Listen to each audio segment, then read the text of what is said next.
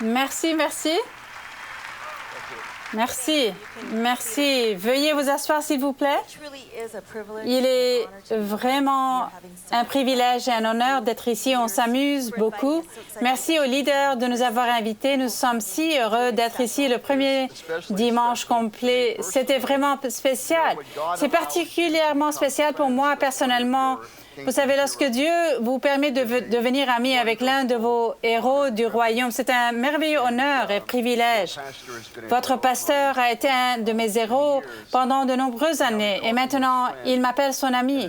C'est un truc plutôt cool. Vous avez des leaders de classe mondiale.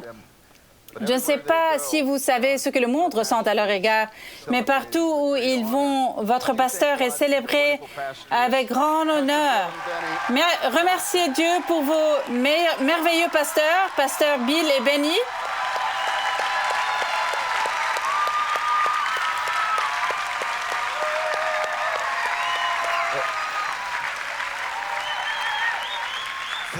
Merci, merci beaucoup.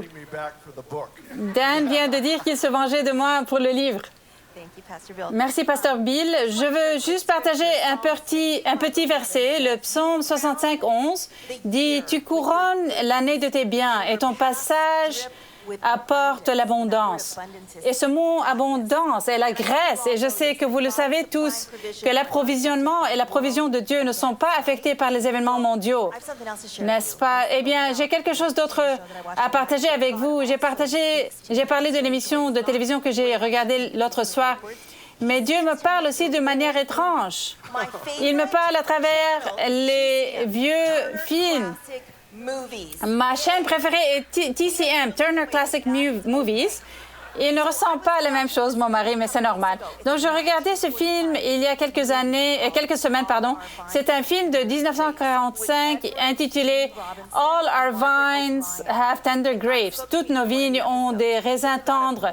Et Dieu m'a parlé à travers l'un des épisodes. C'est l'histoire d'une famille de fermiers pauvres dans le Wisconsin. Cela faisait longtemps qu'il voulait une nouvelle grange, car son voisin avait une magnifique grange neuve et il n'en avait pas.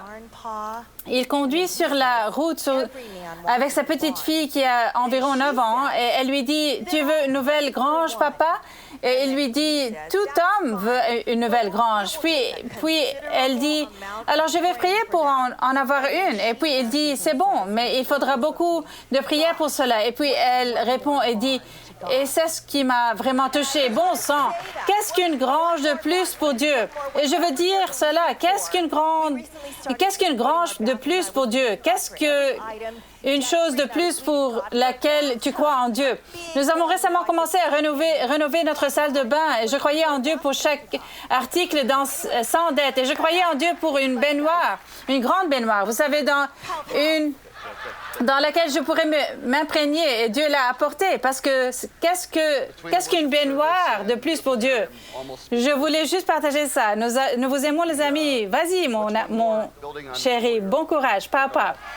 OK, entre le culte et ma belle Mary, ma femme, je suis presque sans voix. Qu'est-ce qu'un immeuble de plus sur Collier pour Dieu? Qu'est-ce qu'un de plus? Trop cool. Et merci, c'est si bon. Il y a le rapport sur la façon dont vous vous êtes tenu avec cette Église l'année dernière. Merci d'être aux côtés de cette Église.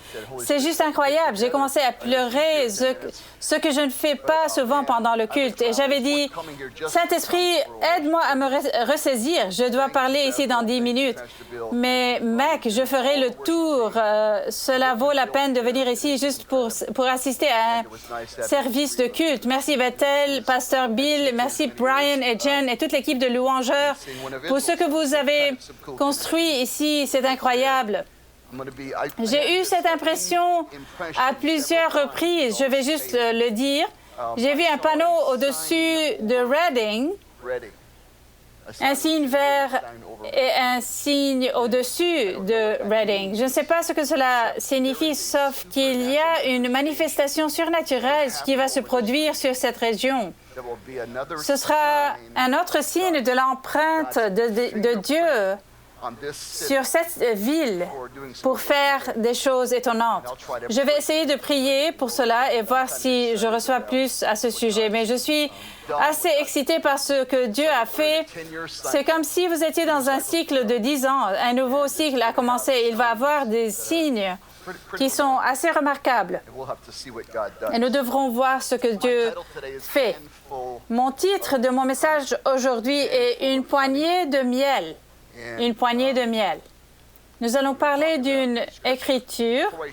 Avant de partager mon verset principal du livre des Juges, laissez-moi partager quelque chose d'amusant. Une famille avait des fils jumeaux identiques. Ils étaient physiquement si semblables que personne ne pouvait les distinguer sauf les parents. Mais leur personnalité était à l'opposé. Un fils était optimiste et un autre était pessimiste. Et ainsi, le jour de leur 10e anniversaire, le père a décidé de tenter une expérience. Il est sorti à acheter tous les jouets imaginables qu'un garçon de 10 ans voudrait avoir.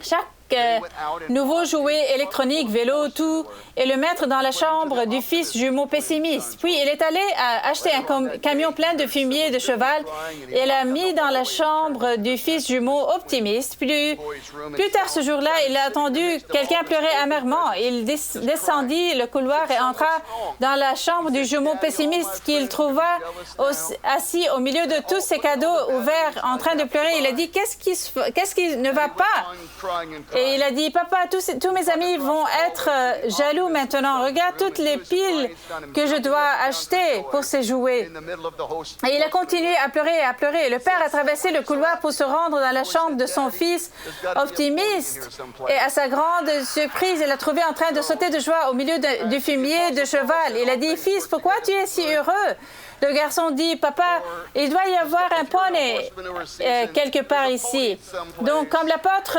Paul l'a dit, tout contribue au bien. Ou si vous êtes dans une saison de crottin de cheval, il y a un poney quelque part. Continuez à faire la fête jusqu'à ce que vous le trouviez. Dans Juges 14, suivez-moi pendant que nous lisons quelques versets. Samson descendit à Timna, et il y vit une jeune fille philistine. Donc, il est sur eHarmony. Il est sorti de la section des croyants pour entrer dans la section des non-chrétiens, non-croyants. À son retour chez lui, il annonça à son père et sa mère, « J'ai vu une jeune fille philistine à Timna.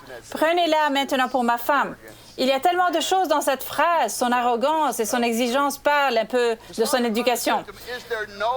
Son père et sa mère lui dirent, « N'y a-t-il donc pas de femme parmi l'équipe de louanges à Bethel, dans notre tribu et dans notre peuple tout entier, pour que tu ailles prendre une femme chez les Philistins, ces incirconcis? » Les Philistins étaient l'ennemi juré et ils persécutaient, dominaient et opprimaient vraiment Israël à ce moment de l'histoire. Et Samson dit à sa mère et à son père, « Le cœur veut ce que le cœur veut, va la chercher pour moi, car elle me plaît bien. » Dans les Écritures, vous savez, il y a à la fois dans l'Ancien et le Nouveau Testament qui déclarent le facteur le plus important dans le choix d'un conjoint. N'épouse pas un incroyant. Dieu a toujours été contre ça pour une foule de raisons. Lorsque nous épousons intentionnellement quelqu'un qui n'a pas la foi, il n'y a aucune garantie qu'il vienne à la foi. Parfois, il le fera. Je ne condamne pas les personnes qui ont un conjoint non sauvé, mais la Bible nous met en garde. Il s'agit donc d'un principe de Dieu assez fort et connu pour la vie et le mariage. Donc, nous comprenons donc que Samson est sur le point de faire une énorme erreur. Mais le verset 4 m'a en quelque sorte époustouflé. Son père et sa mère ne savaient pas que cela venait de l'Éternel. Samson cherchait en fait en effet, une occasion. Le mot « occasion » en hébreu est « ta'ana ». Ça veut dire commencer un combat, se disputer. Dieu était d'humeur combative et il va utiliser l'énorme gaffe de Samson pour délivrer une nation de l'oppression. Il cherchait en effet une occasion de dispute avec les Philistins. À cette époque-là, les Philistins dominaient sur Israël. Dominion est juste un mot qui signifie marcher dessus, piétiner, dominer quelqu'un si sévèrement qu'on a l'impression de marcher sur lui. Samson descendit avec son père et sa mère à Timna. Lorsqu'ils arrivèrent aux vignes de Timna, un jeune lion rugissant vint à sa rencontre.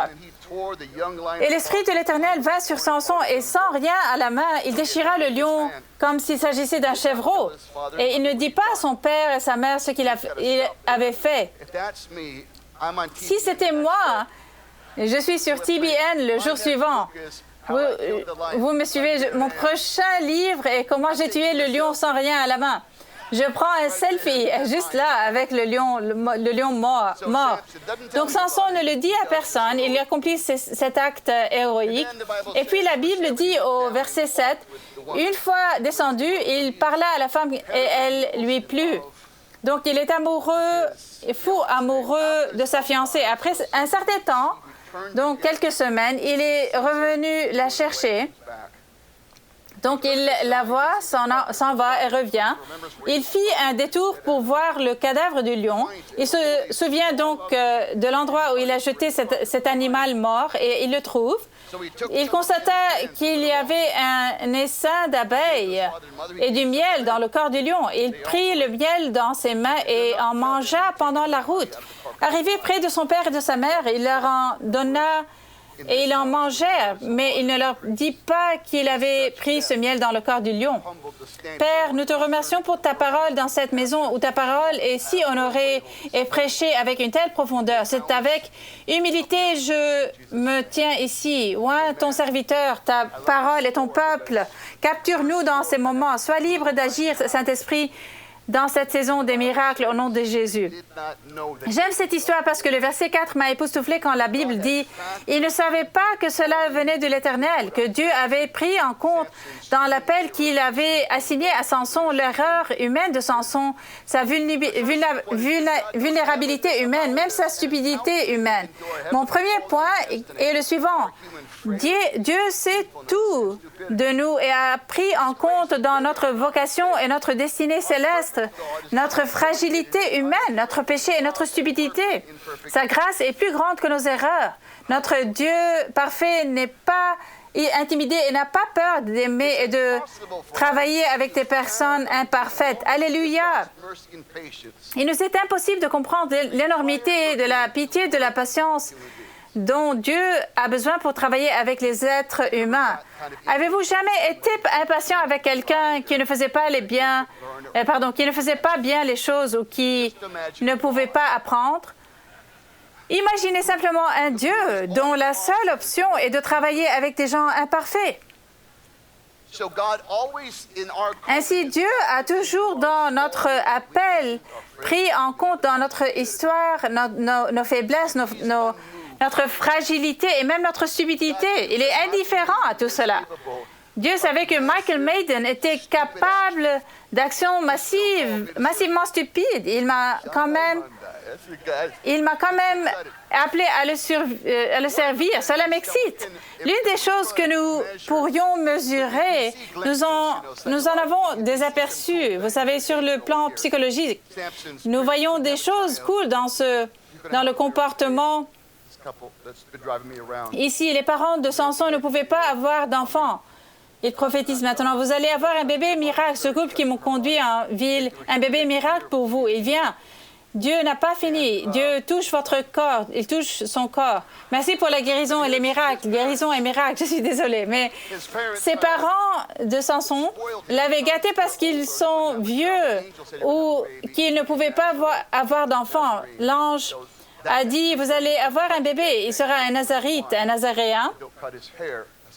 Donc, ça veut dire trois choses. Ne pas toucher les choses mortes, ne pas boire de vin et ne pas couper ses cheveux. C'est un aperçu un peu simpliste du vœu nazaréen.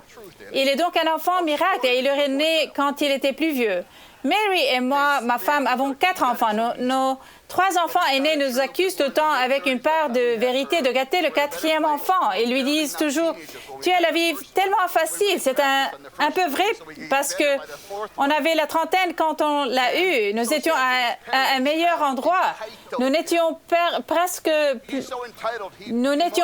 plus des adolescents quand nous avons eu notre premier et nous nous sommes vraiment entraînés sur les 3 premiers afin de nous améliorer pour la 4e enfant. Les parents de Samson lui ont donc donné ce droit. Il a tellement de droits qu'il s'avance et dit « J'ai trouvé ma femme, va me la chercher ». Et il a fait pécher ses parents et le joindre à son péché parce qu'il ne voulait pas être renié. Et donc, ils ont le cœur brisé, ils sont déçus, mais la déception pour nous est toujours une erreur de calcul du but et de l'intention de Dieu dans notre avenir, parce que Dieu n'abandonne pas. Il y a des années, nous avons fondé notre première église. Nous étions juste des enfants, 27 ans.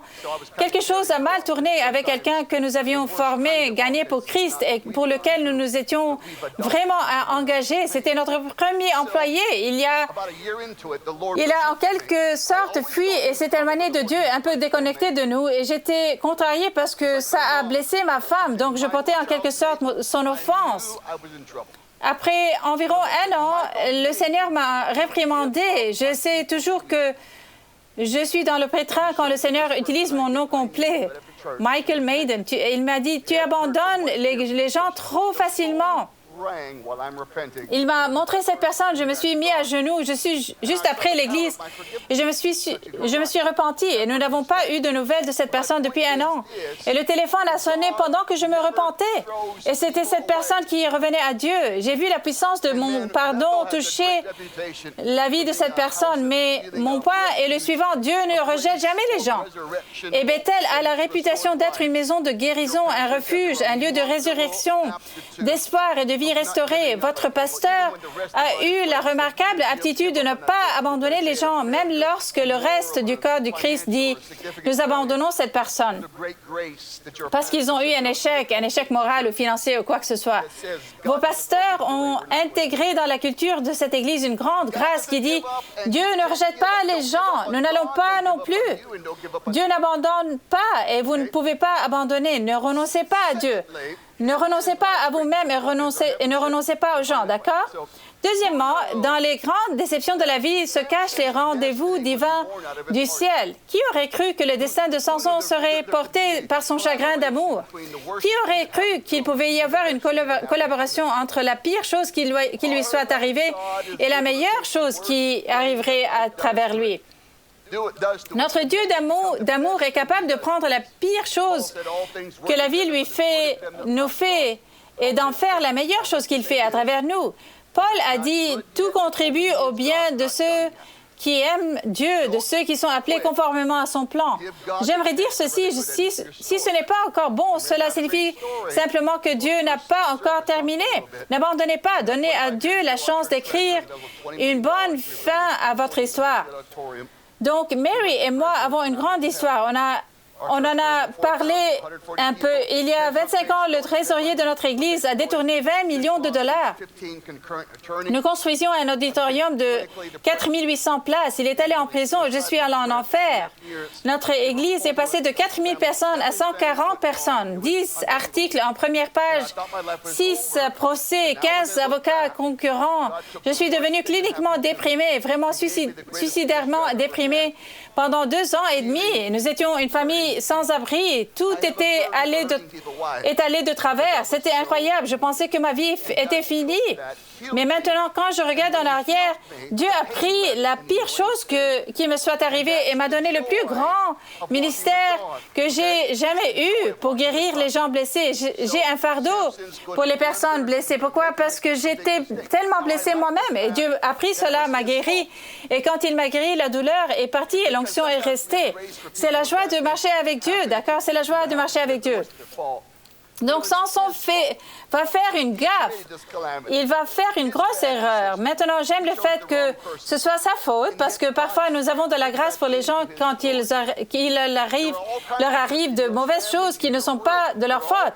Mais c'était sa faute. Il a créé cette calamité, sa mauvaise décision. Il a choisi la mauvaise personne. Pourtant, Dieu en a tenu compte dans son histoire. Il y a toutes sortes de personnes dans votre famille et dans votre monde. Il y a toutes sortes de gens avec lesquels Dieu n'en a pas fini. Peut-être avons-nous abandonné parce qu'ils ont fait une grosse erreur ou gaffe. Tant que quelqu'un a un souffle encore, il a un but de Dieu. Dieu ne rejette jamais les gens. Amen. Joseph l'a dit comme ça plus tard dans sa vie, Genèse 50-20. Vous aviez projeté de me faire du mal. Dieu l'a changé en bien pour accomplir ce qui arrive aujourd'hui, pour sauver la vie à un peuple nombreux. Le mot « l'a changé » signifie imaginer, avoir un but, signifie entrelacer. Il a dit ceci, vous aviez voulu imaginer, comploter et manigancer le mal contre moi, mais Dieu a mis sa main sur tout le bazar et ça a fini par tourner bien. Votre histoire n'est pas terminée, ce n'est pas bon jusqu'à ce que Dieu dise. Permettez-moi de le dire ainsi, ce n'est pas fini tant que Dieu ne dit pas que c'est bon. Il crée l'univers, il prend le recul, c'est bon. Il dit, c'est bon, ça va devenir bon. Amen. L'un des aspects les plus intéressants de cette histoire que j'aime beaucoup est que Samson est amoureux, il marche sur la route. Vous savez, l'amour, tout ce dont nous avons besoin, c'est l'amour, l'amour. Chantait une bonne chanson des Beatles à l'époque où la musique séculière était bonne, la chanson des Beatles. Et à sa grande surprise, un lion bondit sur lui. Je suis assez prophétique et je ne peux même pas compter les gens. Je ne connais personne qui a prédit l'année dernière. Vision 20-20, on a dit. Vision 20-20. 20 sur 20. Vision 20 sur 20. Nous avons oublié que c'est de l'enfer. De l'enfer. Vision de l'enfer. J'ai oublié le reste de ma prophétie. Alors Samson a une surprise. Un lion vient rugir contre lui et sa réponse est géniale. Dès que le lion a rugi, l'onction a coulé. Voyez, Dieu ne gaspille pas son onction. Si vous n'êtes pas en position d'être utilisé, l'onction ne coulera pas vraiment. Mettez-vous dans une position, trouvez quelqu'un de malade et regardez l'onction de guérison couler. Trouvez quelqu'un qui souffre et regardez l'onction de la guérison couler. Un lion bondit donc sur lui et la Bible dit que Samson a reçu une onction de force surnaturelle. Je ne pense pas que Samson, comme dans les films, avait d'énormes biceps. Il avait une onction énorme. C'est la qualité surnaturelle. Il a déchiré le lion et l'a jeté de côté. Et c'est juste une histoire incroyable. Quelques semaines plus tard, il revient et il va juste vérifier la carcasse de ce lion. Et magnifiquement, la carcasse était devenue quelque chose d'autre. C'est devenu une mise en scène pour le miel des abeilles. Ils ont fait un nid d'abeilles. Voici un bouquet d'abeilles. Il va chercher dans les os de la chose qu'il a vaincue et en sort la chose la plus douce sur terre. Cette Église a tellement de miel, il y a tellement de témoignages et d'onction ici. Mec, c'est dur de quitter la ville. Honnêtement, j'ai une grande église qui veut que je revienne, mais c'est dur. C'est dur. Je veux juste m'asseoir ici. Il y a tellement de miel ici. Tant de témoignages, tant de miracles, tant de vies changées, tant de royaumes qui dégoulinent partout. Et quand je raconte mon histoire maintenant, je ressens la douceur de Dieu. Il a guéri un homme au cœur brisé. Dieu m'a dit, Michael, si tu pardonnes aux personnes qui t'ont blessé, je te ferai oublier la douleur qu'elles t'ont causée. Dieu m'a sauvé d'une dépression menaçant ma vie lorsque j'ai pardonné aux personnes qui me déprimaient et qui m'y avaient mis. C'est incroyable. Le royaume de Dieu fonctionne. Le culte fonctionne. Si vous souffrez, continuez à vous imprégner de ces services, car le culte guérit. Plus vite nous adorons, plus vite va notre processus de guérison. Plus vite on guérit, le culte change l'atmosphère, change le résultat, change tout. L'adoration ferme la bouche du diable. L'adoration remplit notre âme du ciel. Je vais donc demander à ma charmante assistante, ma femme. Je n'ai jamais fait cette illustration auparavant. Alors, j'ai fait appel à ma belle Mary pour m'aider. Ça marche, le microphone? Très amusant. Désolée, ce n'est pas grave. Désolée, ce n'est pas grave. Juste crie fort. Ah, nous y voilà. Je disais que c'est tellement amusant. Vous vous souvenez de l'émission Fear Factor, facteur de peur? Je l'ai aimé, bien que ce soit juste du miel, mais je mettrai ma main dans un bol d'araignée ou autre, des cafards pour toi, pour mon mari et pour le Seigneur. Alors Samson tend la main au lion et prend des poignées de miel. Sa femme prend une poignée de miel. OK, attrape ce rayon de miel. Et c'était tellement cool. Je savais que je devais prêcher ça quand j'ai vu Mme Benny poster environ 23 kilos de miel de leur ferme sur Instagram.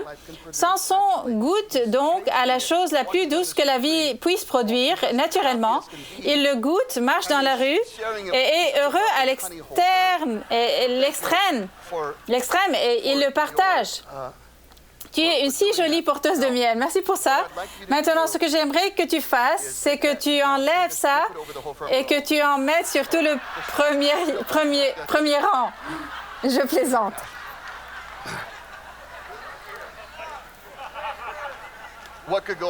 Qu'est-ce qui pourrait mal tourner? Merci, ma chérie. Oui, j'ai fini. Prends cela avec toi aussi. Et merci.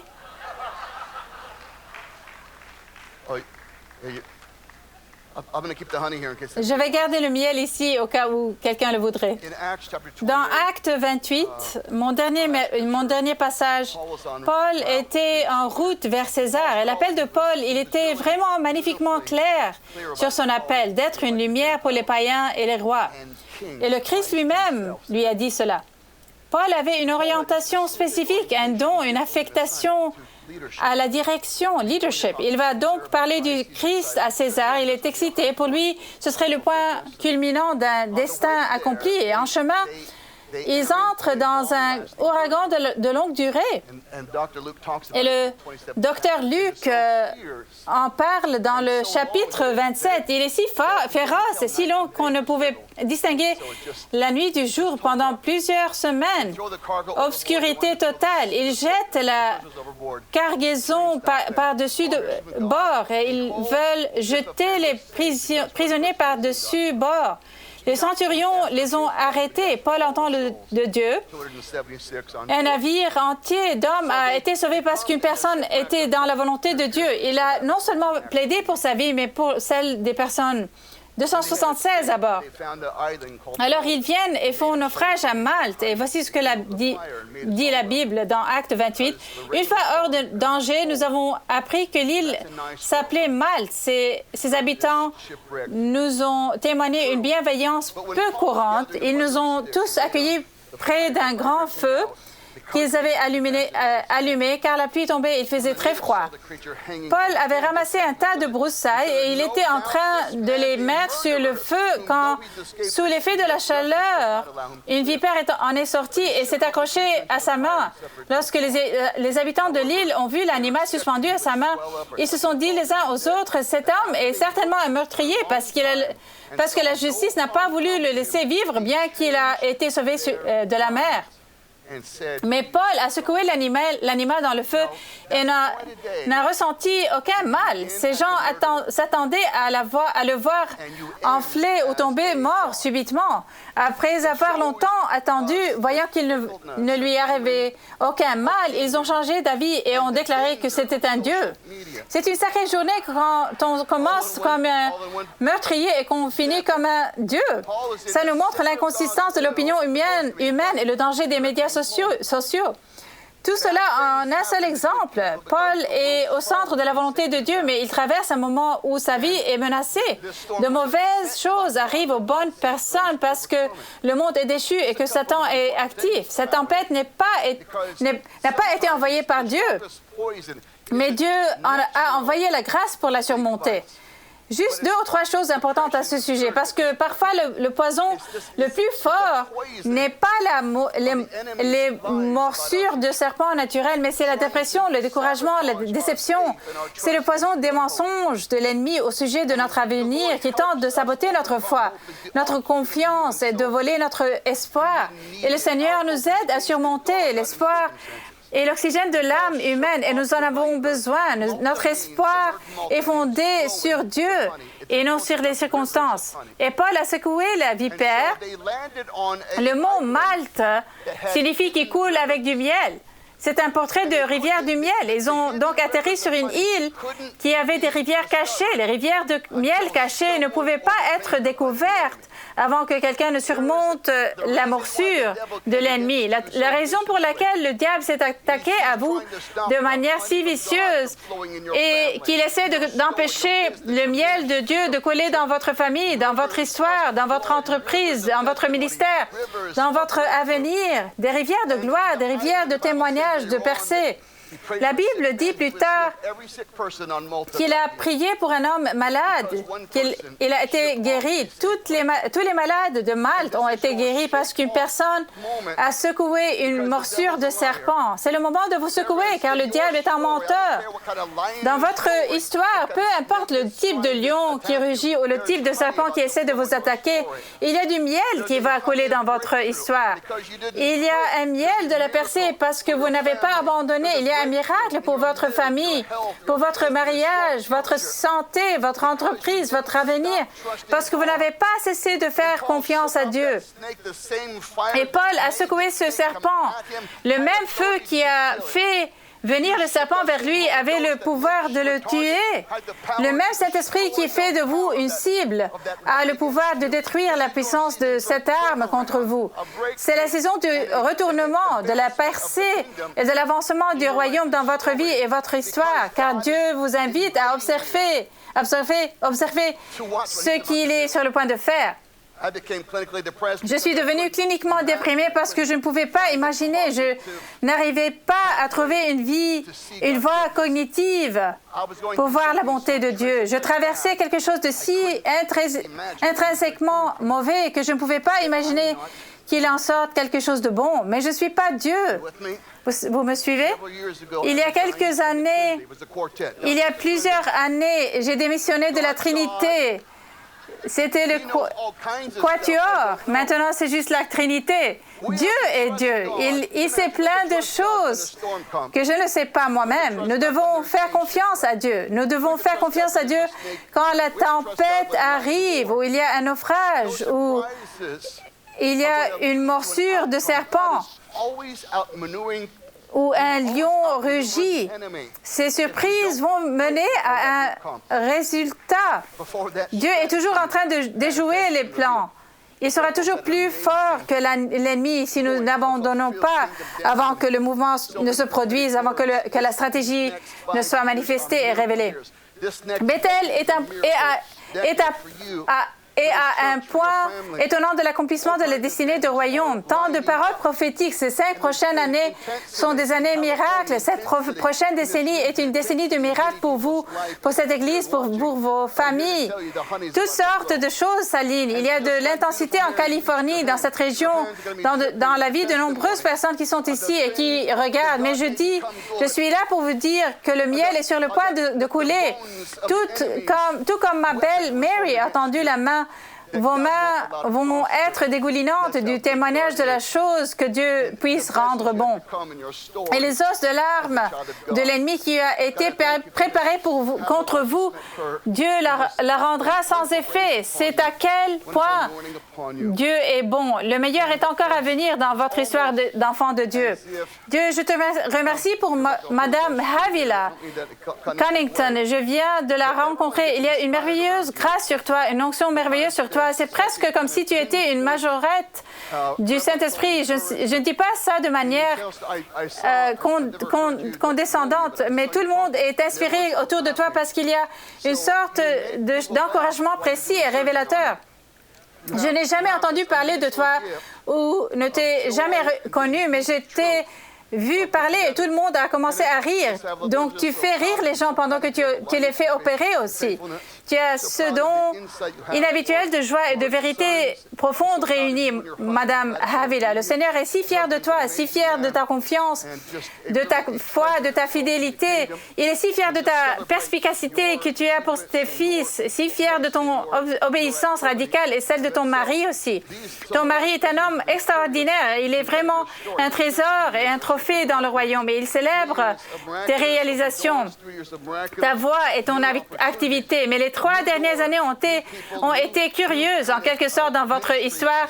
Ces 3 prochaines années sont tout simplement miraculeuses.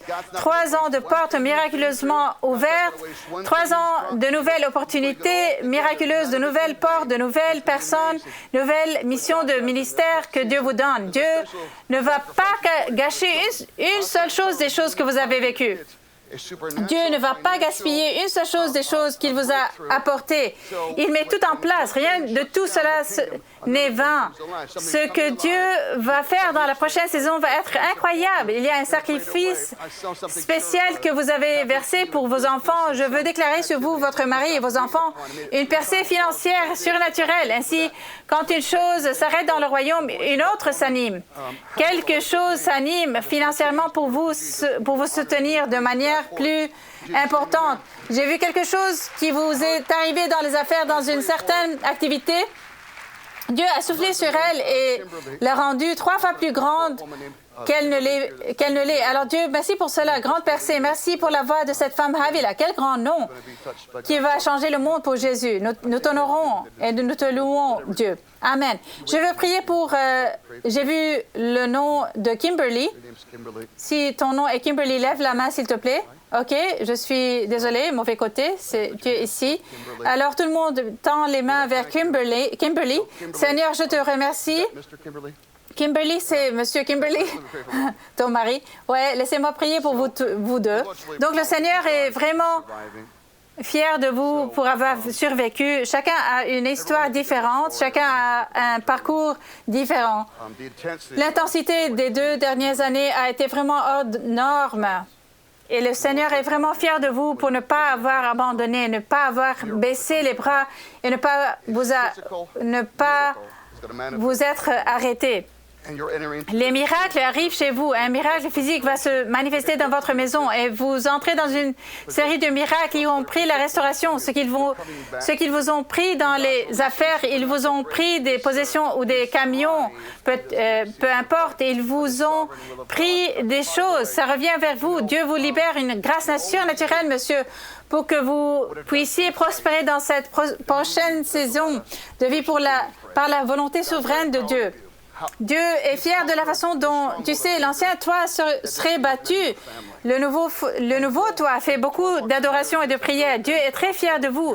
Vous avez conquis la forteresse de la colère et qui a vaincu les hommes de votre famille, qui a déchiré leur mariage et les a poussés à l'alcool. Vous êtes un briseur de malédiction. Vous faites secouer le monde. Dieu va faire des choses incroyables dans votre histoire, monsieur. Je veux dire ceci à Madame Kimberly. J'entends la voix de quelqu'un au ciel qui peut prier pour vous. Il y a de la spiritualité dans votre famille jusqu'à une grand-mère importante. Il y a de la profondeur et des conséquences. Vous entrez dans la promesse accomplie de choses qui ont été dites il y a 70 ans, il y a longtemps. Quelque chose dans votre famille est sur le point de percer. Je déclare que les personnes liées par une fausse religion sortent de fausses croyances, de fausses philosophies et religions. C'est comme une tromperie. La Bible dit que des écailles sont tombées des yeux de Saul quand Ananias a prié pour lui. Je déclare donc que les écailles de la tromperie tombent de votre famille. Il y a un miracle physique qui se produit dans votre corps. Je libère la puissance de Dieu en toi maintenant au nom de Jésus. Je te remercie, Dieu, pour ton toucher sur ces personnes adorables. Touche toutes les petites Kimberly. Vous avez deux enfants. Seigneur, bénis les 2 enfants et la famille. Merci pour tout ce que tu fais. Dernière chose, je brise le pouvoir de la mort, Madame Kimberly, qui est en train de suivre. Surtout chez certaines personnes, les tuant à un certain âge, tellement inhabituel, genre au milieu de leur cinquantaine. Des personnes ayant des maladies inhabituelles, ça ne se produit pas. C'est détaché de vous. Et 2, cela est brisé pour toujours au nom de Christ. Merci, Seigneur. Pour conclure, je veux juste prier pour tout le monde ici. J'aimerais avoir le temps de donner une prophétie à tout le monde ici et juste prier pour vous. Mais dans le domaine du conseil et de la psychologie, nous avons toujours su que 25 à 30 % de la population souffrait d'anxiété ou de dépression à un moment donné, donc environ un quart des gens. Actuellement, ce chiffre est de 90 %. Nous ne l'avons jamais vu. Cela a bouleversé toute la communauté des conseillers car la plupart des conseillers eux-mêmes sont déprimés. Donc, si vous n'avez pas de Bethel, vous me suivez? Si vous n'avez pas de lieu de rencontre avec Dieu, une maison de Dieu dans votre vie, c'est une saison dangereuse à vivre. Mais je veux prier pour vous si vous avez lutté comme moi contre le découragement, la dépression, l'anxiété. Nous avons prié plus tôt, mais c'est votre temps de retournement. Donnez juste une chance à Dieu. Alors, je vous mets au défi. Allons, vous deviez le faire quand ça arriverait. Triple défi, je devais le faire. Ce serait toujours quelque chose de vraiment stupide, mais il fallait le faire. Je vous mets au défi de continuer à faire confiance à Dieu, de ne pas abandonner et de ne pas vous arrêter avant que Dieu ne se manifeste. Donnez juste une chance à Dieu et il l'utilisera pour le bien. Il le fera vraiment. Donnez-lui la chance d'écrire une bonne fin à votre histoire. Mais si vous dites, « Pasteur, j'ai lutté contre le découragement ou la déception, peut-être même donc contre la dépression ou l'anxiété, pouvez-vous lever la main? » Parce que nous allons prier les uns pour les autres et croire à un moment de miracle. Quelqu'un va prier pour vous aussi. Église, chère Église, si quelqu'un a la main levée, attaquons-le en groupe dès maintenant. Père, nous prions pour nos amis en ce moment et ceux qui regardent aussi. Nous déclarons la guérison et la liberté. La guérison et la vie, la liberté au nom de Jésus. Nous voyons le miel couler, nous voyons le bien venir, les témoignages surgir. Nous voyons les percées de Dieu se produire. Et Dieu, nous déclarons que chaque mensonge qu'on leur a dit, auquel ils ont cru, prend fin maintenant. Et Père, nous te remercions. 2 personnes qui regardent et 2 personnes qui sont ici ont lutté contre des pensées suicidaires que normalement vous n'avez pas jamais eues jusqu'à l'année dernière. Mais Seigneur, je prie pour ces précieuses vies, qu'aujourd'hui tu conquières cette puissance et en eux et les libères au puissant nom de Jésus. Nous déclarons la liberté, la guérison à nos précieux amis. Un nouveau chapitre a commencé, quelque chose de nouveau, Dieu, dans leur histoire, et ils vont te voir faire des choses incroyables dans les prochains mois, les prochaines années. Mais Dieu, merci Dieu, alors qu'ils sont assis ici, tu fais des miracles à la maison et autour de l'orbite de leur vie, existence. Fais des miracles. Nous te remercions, nous te louons au nom de Jésus. Dieu, c'est Dieu qui contrôle. Le meilleur est encore à venir. Le plus grand mouvement de Dieu dans l'histoire a déjà commencé. La plus grande récolte d'âmes que l'Église n'aurait jamais vue est devant nous. La plus grande démonstration de miracles, de signes et de prodiges est devant nous. La plus grande percée que Reading ait jamais connue commence déjà à se produire. Grâce à l'instrument de cette Église étonnante, ça a été un honneur d'être avec vous, les gars. Merci de m'avoir écouté. Dieu vous bénisse.